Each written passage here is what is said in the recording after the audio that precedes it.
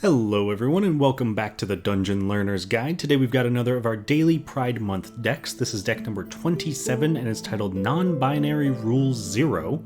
And if you haven't seen this show before, what we're doing is building a commander deck for Magic the Gathering using two non-partner commanders, working with a budget of $100 or less and using this as a way to celebrate the diversity of the LGBTQ+ community every day for all of June.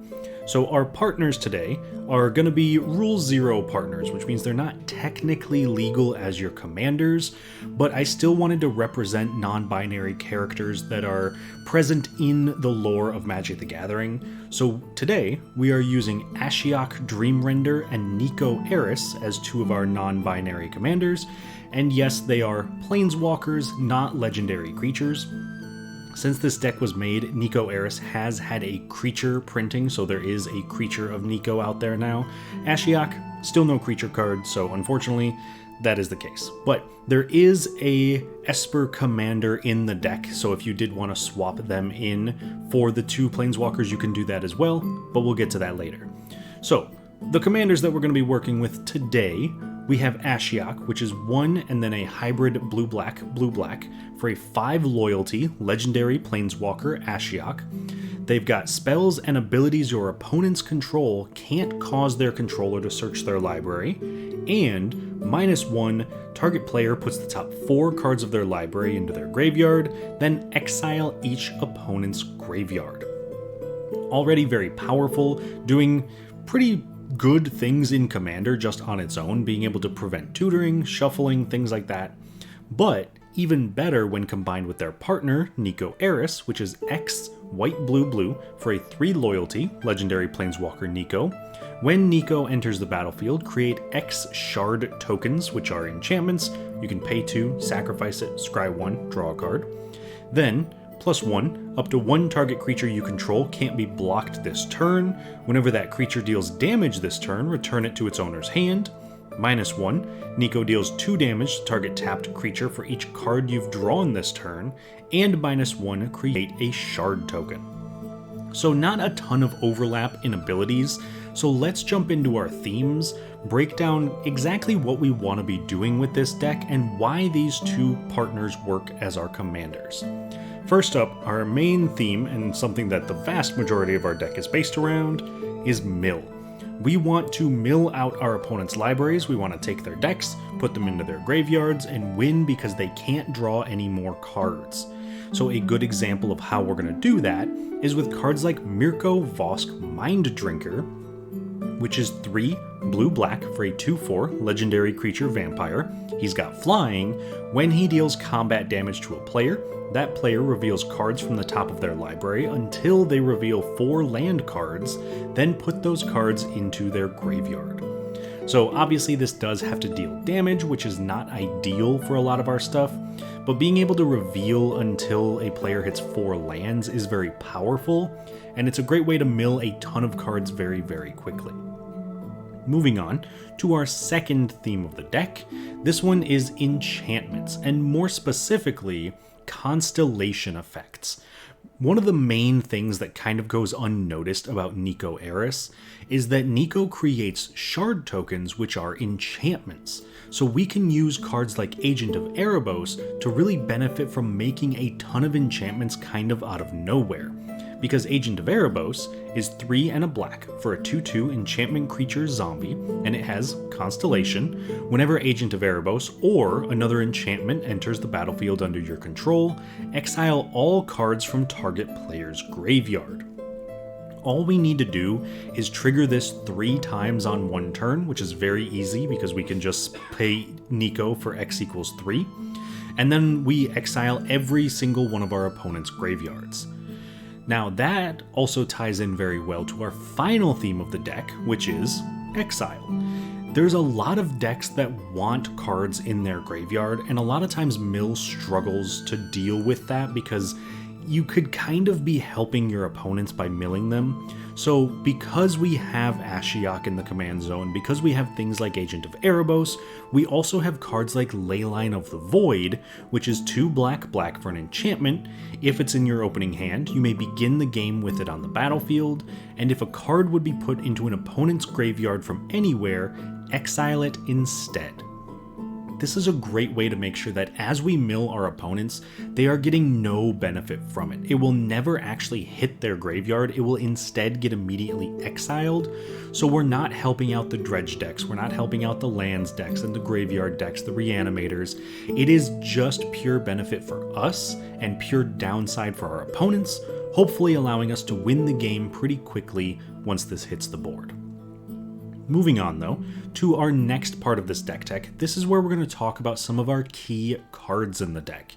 And these are cards that synergize really well with what our deck is doing, and in a lot of cases are win conditions, value engines, but they're almost always the MVPs of the deck. So starting off, our first key card is Sir Conrad the Grim. And Sir Conrad is 3 black for a 5/4 legendary creature human knight. Whenever another creature dies, or a creature card is put into a graveyard from anywhere other than the battlefield, or a creature card leaves your graveyard, Sir Conrad the Grim deals 1 damage to each opponent. Then you can pay 1 in a black, and each player mills a card. If we are milling a ton of cards every single chance we get, Sir Conrad is going to be doing 1 damage to each opponent whenever a creature goes to the graveyard. So if we mill, we'll say each opponent for 3, and each of them happens to mill over 3 creatures, then each opponent's going to take 9 total damage from Sir Conrad, meaning we can turn mill from a win condition needing to mill out 100 cards into a win condition needing to deal 40 damage, which is a much lower bar to hit, and it's a great backup win in case we can't quite exile our opponent's graveyards, and we want to be able to at least do some damage along the way. Moving on to our second key card of the deck, this one is Psychic Corrosion, one of the best mill pieces in the entire deck. It is 2 and a blue for an enchantment. Whenever you draw a card, each opponent mills 2. So being able to have a card just sit on the battlefield and reward us for doing nothing other than just playing the game as normal is a huge benefit to what we're trying to do. Being able to have a mill piece on the board while we're drawing cards, milling out our opponents, possibly triggering other ways to draw cards and mill our opponents more, this is one of the fastest ways to win the game because it's doubling up on our mill, essentially letting us just continue as normal and probably win because of it. Finally, we get to our last key card of the deck, and this one is Saruman of Many Colors. So this is the 3-color commander that I alluded to earlier, so if you don't want to have planeswalkers in the command zone, you can put Saruman in their place and the deck will still function as is. It'll be a little bit powered down from not having Niko and Ashiok in the command zone, but it won't be bad by any means. Saruman, though, is 3 white-blue-black for a 5/4 legendary creature avatar wizard. He has Ward of discard an enchantment, instant, or sorcery spell, which is very difficult to achieve. And whenever you cast your second spell each turn, each opponent mills 2 cards. When 1 or more cards are milled this way, exile target enchantment, instant, or sorcery card with equal or lesser mana value than that spell from an opponent's graveyard. Copy the exiled card. You may cast the copy without paying its mana cost. So it's a lot of words on this card, but basically, if Psychic Corrosion is the second spell we've cast in a turn, each opponent mills 2, and then we can exile any enchantment, instant, or sorcery card with 3 mana value or less from our opponent's graveyards and cast it for free. So that is incredibly powerful when we're filling up our opponent's graveyards, because it doesn't have to be a spell that was milled with Saruman's trigger. It can be a card that's been sitting in their graveyard, and we can just exile it, which is great graveyard hate, and we can cast it for free, which is a significant bump in value for the deck. So Saruman, again, kind of a reward for just playing out our deck, and also a great way to steal our opponent's things and use their own win conditions against them. That, though, brings us to the end of our key cards section. So the next thing we're going to do is take a look at some cool interactions in the deck. And these are cards that synergize really well with each other, and in some cases are kind of synergistic pieces, but most of the time are just fun cards I want to highlight. Starting off with our first cool interaction, we have Dreamborn Muse and Folio of Fancies. So starting off, Dreamborn Muse, 2 blue for a 2/2 creature spirit. At the beginning of each player's upkeep, that player mills X, where X is the number of cards in their hand. So if an opponent has 5 cards in their hand, they will mill 5 cards at the start of their turn. One of the best ways we can trigger this is Folio of Fancies, which is 1 and a blue for an artifact that says players have no maximum hand size, preventing our opponents from getting down to 7 at the end of turn. Plus, we can pay XX and tap it, and each player draws X cards. Plus, 2 and a blue, tap, each opponent mills equal to the number of cards in their hand. So being able to activate Folio of Fancies, if we say X is 3, just everybody draws 3 cards, we can guaranteed mill each opponent for 3 cards at the start of their turn. Then that's not including any cards they may have already had in their hand, so if an opponent is really going off, drawing a ton of cards, sitting there with 15, 20 cards in their hand, then we can mill them for that many, and because they've already drawn that many, they're at a much greater risk of milling themselves out. That, though, is only cool interaction number 1. Cool interaction number 2 is actually going to be an infinite win con, and that is Duskmantle Guildmage and Mindcrank. If you are able to activate these 2 cards, you are able to mill a player out of the game immediately, plus with a little bit of extra setup could mill out every single opponent right away. So the way that we do that is with Duskmantle Guildmage. It is a blue and a black 2/2 human wizard. You can pay 1 blue-black, and whenever a card is put into an opponent's graveyard from anywhere this turn, that player loses 1 life. Then, you can also pay 2 blue-black, and target player puts the top 2 cards of their library into their graveyard. Comparing that with Mindcrank, we have 2 mana for an artifact. Whenever an opponent loses life, that player mills that many cards. So if we can activate the first ability on Duskmantle Guildmage, whenever an opponent mills a card, they lose a life.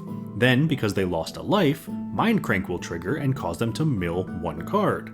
Duskmantle Guildmage will see them mill 1 card and do 1 damage, and this cycle will infinitely repeat itself. Now, this will only mill out 1 player if we can only deal damage to 1 player, but if we have something like Sir Conrad, if we have ways to force everybody to mill, then this immediately mills out the entire table and we just win the game on the spot. Probably not even from them milling, but probably from the damage that they would take from Duskmantle Guildmage. So, if you're not a big fan of infinite combos, the best card to remove would probably be Mindcrank, considering it is $11, very easy to cut out of the deck, and also removes any hope of an infinite combo.